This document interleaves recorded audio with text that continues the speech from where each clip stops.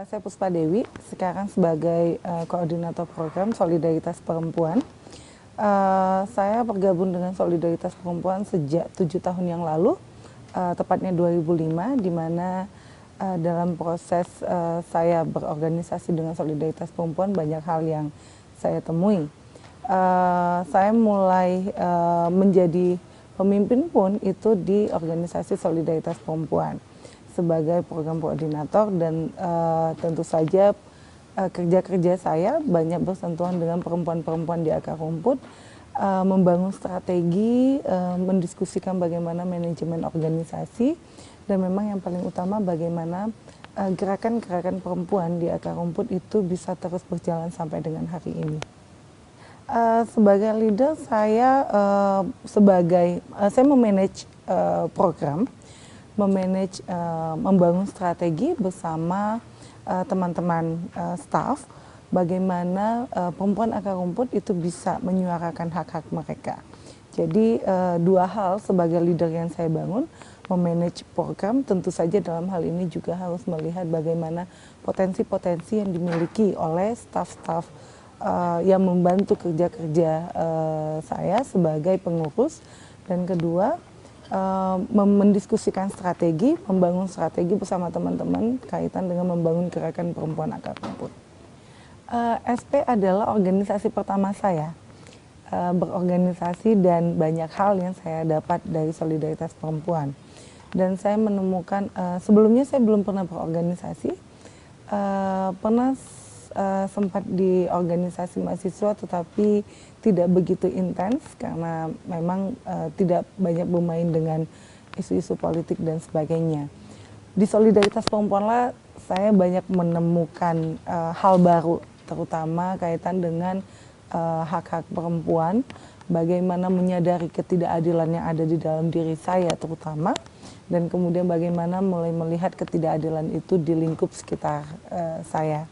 Jadi Solidaritas Perempuan adalah organisasi pertama saya, dan sampai sekarang saya masih tetap setia dengan Solidaritas Perempuan karena ya saya melihat nilai-nilai, ideologi, dan prinsip-prinsip yang ada di Solidaritas Perempuan itu sama dengan apa yang hari ini sedang saya perjuangkan khususnya. Dua hal yang saya banyak belajar ketika menjadi pemimpin perempuan di organisasi perempuan khususnya.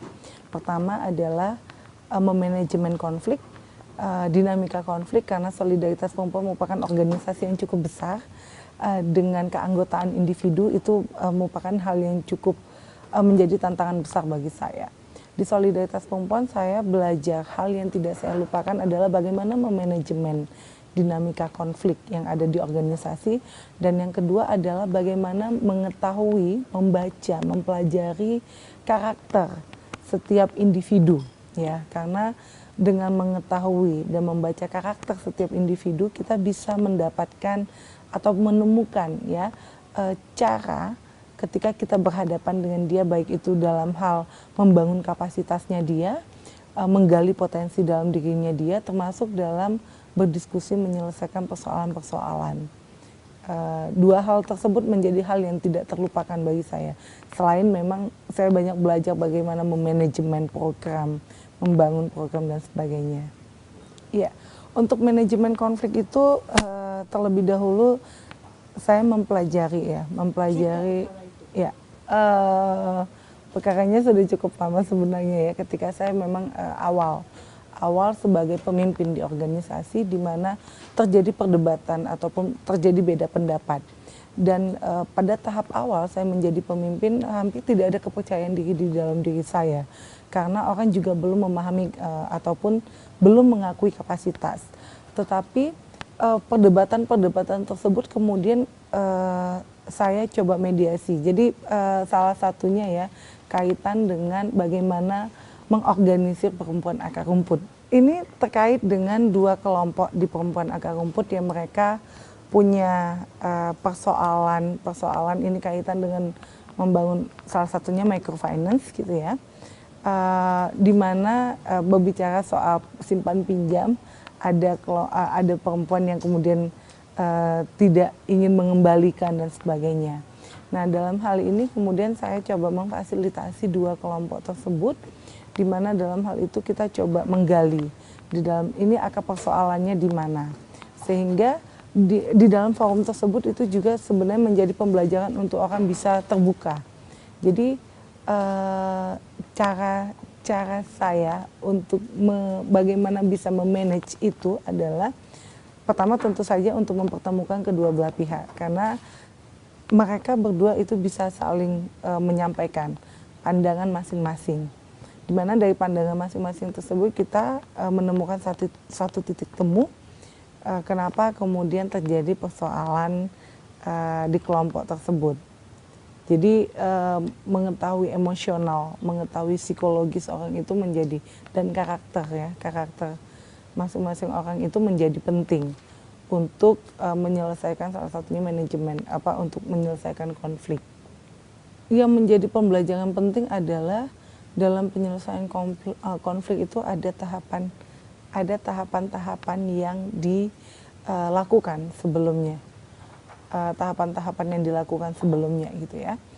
Mulai dari bagaimana kita identifikasi secara individu, kemudian memberikan satu ruang untuk bertemu kedua belah pihak, di mana dalam pertemuan tersebut sebenarnya mengajarkan kita untuk terbuka, budaya klarifikasi, budaya demokrasi, dan budaya menyampaikan pendapat kita gitu ya.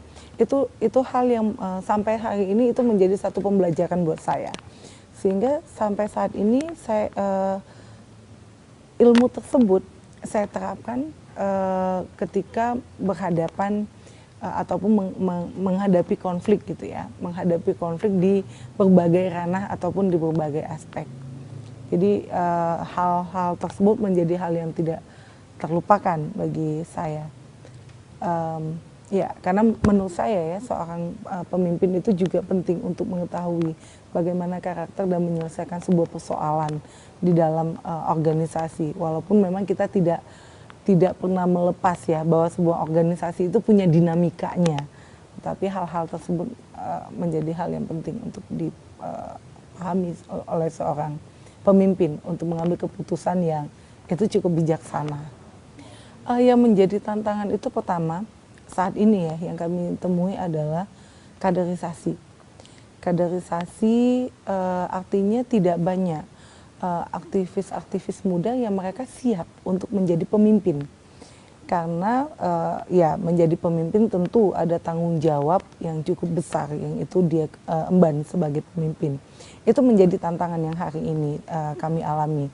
Di samping pertama tanggung jawab, artinya itu adalah tantangan di dalam diri aktivis perempuan itu sendiri. Yang kedua adalah ada tantangan-tantangan eksternal. Eksternal artinya di sini bahwa cukup banyak aktivis-aktivis yang kemudian mereka lebih memilih bekerja dengan dengan perusahaan misalnya sebagai konsultan, ataupun dengan organisasi lain yang mungkin secara secara salary mungkin mereka lebih terjamin misalnya seperti itu. Itu menjadi satu tantangan yang hari ini kami hadapi. Kedua, persoalannya adalah kaitan dengan transfer knowledge. Ya, transfer knowledge itu juga menjadi satu tantangan karena beberapa pengalaman gitu ya, ketika mereka sudah menjadi pemimpin, banyak pengetahuan yang dia dapat. Kemudian ketika terjadi pergantian ataupun terjadi pergantian kepemimpinan, pengetahuan tersebut tidak secara sistematis itu tertransfer dengan pemimpin yang baru, sehingga kita ngelihatnya ada persoalan ya, kita membangun kembali dan kembali. Sementara pemimpin yang sudah memiliki kapasitas kemudian mereka seperti banyak yang kemudian hilang gitu, ataupun tidak lagi memberikan cukup intens untuk menguatkan pemimpin yang baru seperti itu. Itu dua hal yang kita hari ini mengalami tantangannya. Key concern-nya itu kaitan dengan kepemimpinan berkelanjutan. Kenapa? Ini ada kaitannya dengan kaderisasi tadi ya. Kita melihat bahwa eh, sangat sulit hari ini. Itu kita ketemu pemimpin yang mereka secara kapasitas siap.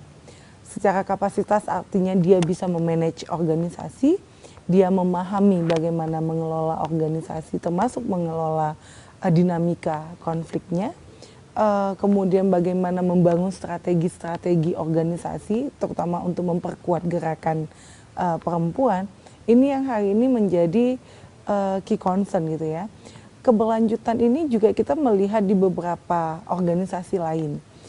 Jadi di organisasi lain pun kita melihat pergantian kepemimpinan itu juga lambat. Salah satu yang sering diutarakan memang sulit menemukan orang yang kemudian dia bisa memimpin organisasi tersebut. Ini yang menjadi concern ya, baik itu buat SP sendiri maupun buat organisasi lain. Itu yang saya lihat gitu. Karena kalaupun ada pergantian di organisasi lain, yang kita lihat sebenarnya bukan orang yang baru gitu, tetapi adalah orang yang dulu pernah menjadi pemimpin di organisasi lain, kemudian dia mau menjadi pemimpin lagi di organisasi lain. Artinya kan di sini tidak ada yang baru gitu ya, tidak ada pemimpin yang baru.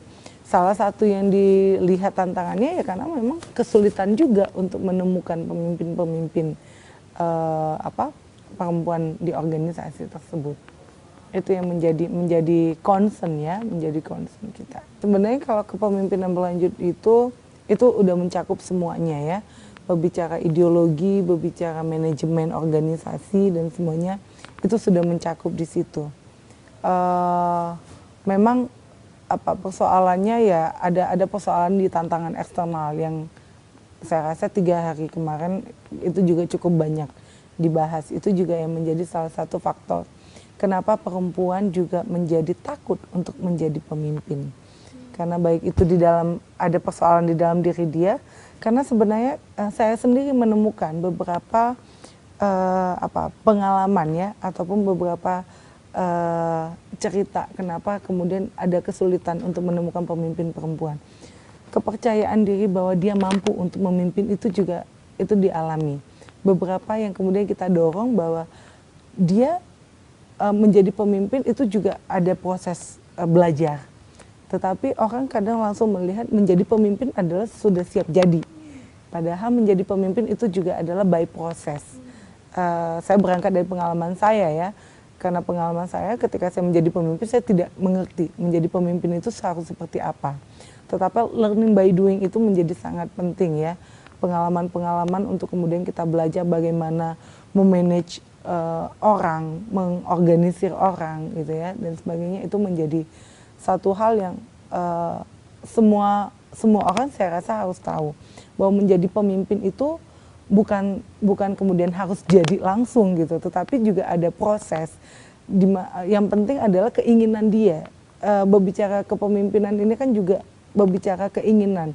Sejauh mana orang tersebut memiliki niat, memiliki motivasi, memiliki keinginan bahwa saya bisa menjadi leader. Ini yang tidak banyak perempuan yang dengan pede, dengan percaya diri, confidence-nya bahwa dia mengatakan bahwa saya adalah leader. Ini juga menjadi satu persoalan.